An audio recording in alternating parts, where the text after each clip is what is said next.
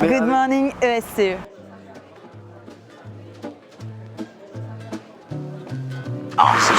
J'ai été diplômée de l'ESCE en 2003 et ensuite j'ai fait un master banque finance à Bordeaux 4.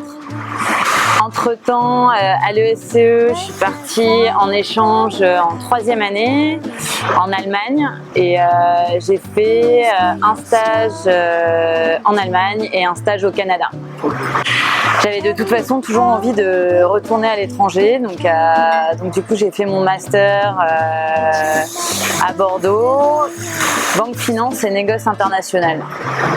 Je restais quand même dans la voie internationale et ensuite j'ai fait un stage à Paris dans une banque allemande. Ensuite je me suis dit le meilleur moyen de partir à l'étranger c'est le VIE. J'ai postulé chez BNP Paribas. J'ai opté pour la solution banque privée à Hong Kong et je m'occupais de tout ce qui était analyse des risques et suivi des portefeuilles. Et donc c'est comme ça qu'en juillet 2005, je suis arrivée la première fois à Hong Kong faire un VIE de 16 mois chez BNP Paribas. Alors j'ai fait finance et marketing. Ouais, en fait le cursus, tu avais une majeure, une mineure, et donc j'étais en majeure finance et en mineure marketing international.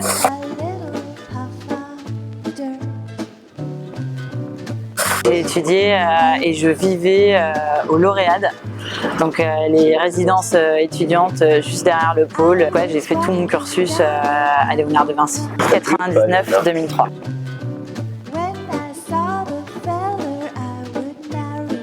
C'est vrai que dès la soirée d'intégration, on s'est vraiment trouvé un petit groupe sympa. On dit tiens, on connaissait bien les gens de la promo du dessus qui étaient dans la liste BDE, qui nous avait vachement donné envie. On trouvait que c'était sympa aussi de s'intégrer dans le milieu associatif, faire bouger l'école.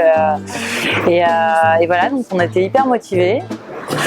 Et notre liste s'appelait XTIS.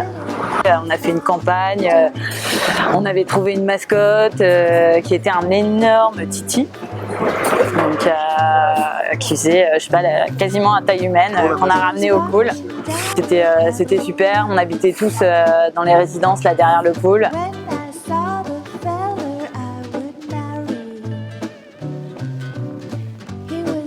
C'était vraiment international.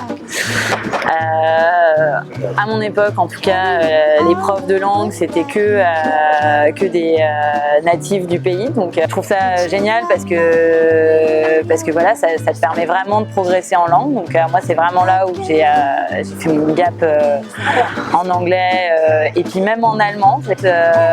Et un bon réseau.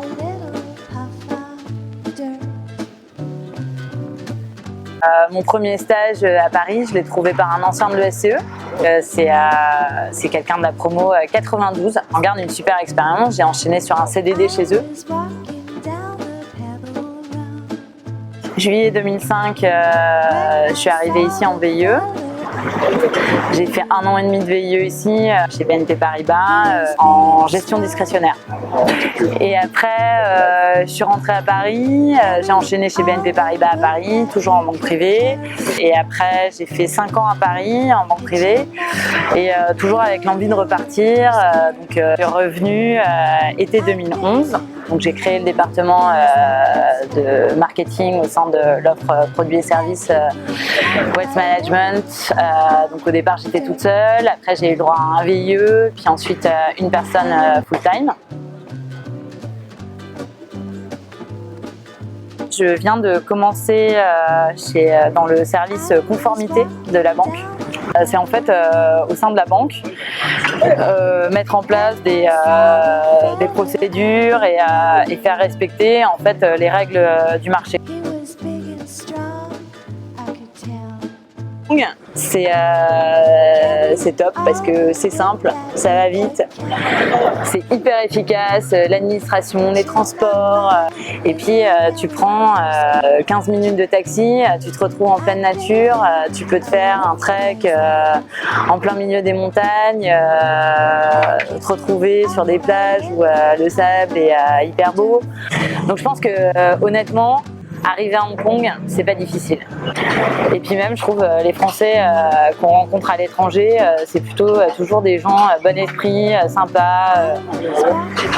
Puis je sais pas, il y a une certaine notion d'entraide, quoi. Donc moi, si j'étais jeune diplômée, je pense que je referais exactement la même chose. Ici, la notion de perdre la face est hyper importante. Donc tu vois, chez mon premier jour à Hong Kong, quand je suis arrivée en VIE, la RH m'avait mis la pression pour faire mon ID card. Et donc je me dis, ok, je vais prendre le bus pour aller faire mon ID card. Parce que tu te dis pas qu'un taxi c'est pas cher, donc tu prends le bus. Et sauf que dans le bus, c'est un truc de monnaie parce que tu sais pas qu'il faut prendre ton octopus hyper pratique.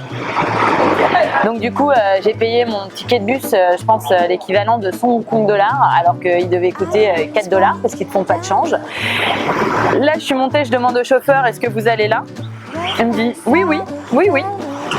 Pour au final pas du tout aller là, mais comme il savait pas où je voulais aller parce qu'il parlait pas anglais, plutôt que de répondre qu'il savait pas parce que ça lui faisait perdre la face, il m'a dit oui et je me suis retrouvée complètement paumée à l'autre bout de Hong Kong.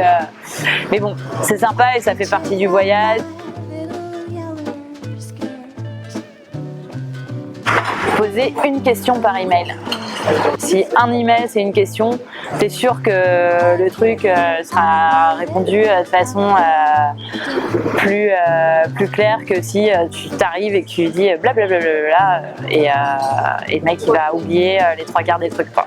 Ou il va pas répondre, il va répondre à côté, enfin bref.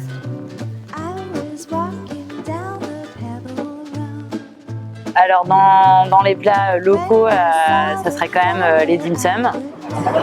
J'adore. Donc les dim sum, c'est les petits vapeurs cantonnés là. Donc ils en mangent dès le petit déjeuner.